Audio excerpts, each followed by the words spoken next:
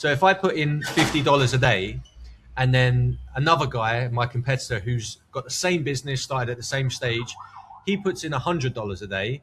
Well, by the end of the week, he's learned twice as much.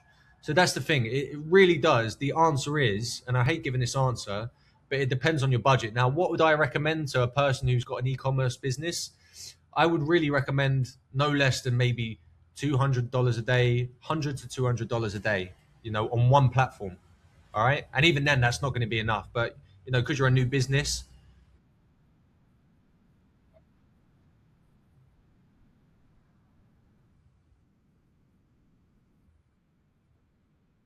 Yeah.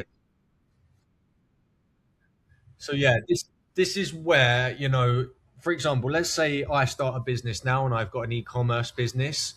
Because I've got all of that years of experience under my belt, I won't make as many errors and I won't waste as much money than someone who's just starting out, because I built up the knowledge and I've seen using other people's money and my money as well. But mainly, I've spent probably well over $100 million now, hundreds of $1 million maybe, on what works in marketing. And so I've got that data in my head, I've got that data in my sheets, from tracking it, and I know what works. So I won't, let's say, for example, I've got an e commerce business. I know that I don't need to try this format because I know it's not going to work. Let's say I'm starting the B2B enterprise business that we just used an example.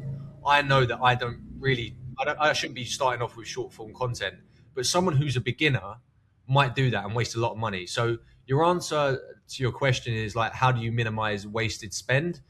Is you start off very slowly.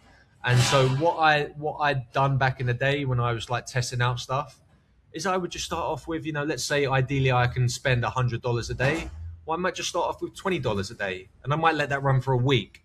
Now it's going to take a long time because $20 a day over a week is only $140, and it's not going to really, unless I've got a really great business, it's not going to tell me much.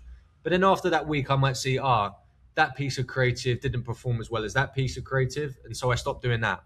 And then what I might do after that is I introduce a different format, or I double down on what's working and I increase my budget from $20 a day to $40 a day, and then I let it go for a week.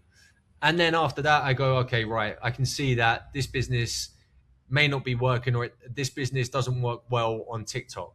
And so what I might do is I might take that marketing spend and then I might start on Google, and then I start the same process again. So that is a very, I guess, complex thing, but in my mind, it's very simple now. But to someone like yourself who's just starting out, I would pick the budget that you can spend daily that you're happy with, because everyone has that number. Absolutely everyone does. If they don't, then they shouldn't be running ads. You need to know exactly how much maximum you can spend per day or per month. And then what you need to do is you may need to take, let's say, 40% of that and start testing, and give it a week, give it a few days, and then test again. That's how you do it. Does that make sense? Cool. Right. So this is a business called Noted Aromas. It's an e-commerce business, and I actually done this on behalf of another marketer. So this is actually his client, but he needed some extra information, and he wanted some help with it. But here again, this is a little bit advanced for you, but it's about new customer stuff, and I will show you the process that I do. I won't go through all of this stuff because even to me, when I first saw it, I was like, "Wow, that's a lot of data and information," and it took me like 6 hours to kind of understand what was going on in the account. So we definitely won't go through this document, but I'll break it down for you in simple terms, because very simply, this is the creative strategy and all of the different, like what I was talking about earlier, hooks, angles, formats. We have UGC content. Actually, I'm going to add that because we talked about content. I'll add that to the document, UGC content, or just UGC.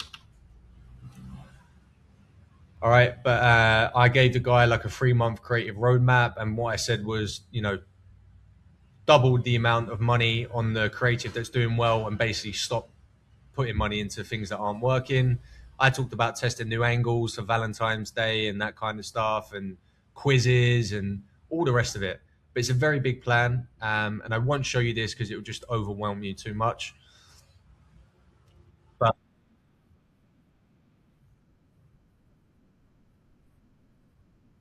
Yeah, this is specific to Facebook, and this is at like a really high level. This is really advanced stuff. It doesn't for your stage of the business. You know, when you're looking to start an e-commerce website, one, you're not going to have all of this data anyway, because this business is in the eight-figure range and it's been around for a number of years. So you're not going to have all of this data.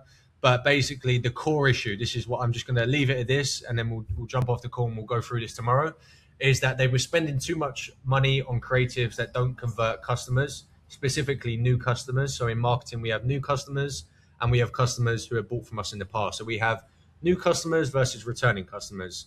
And for most businesses, they need to focus on getting new customers. Otherwise, their business is going to stop growing. If you don't have new customers coming through the business, you're going to start to go like that, because you will lose customers.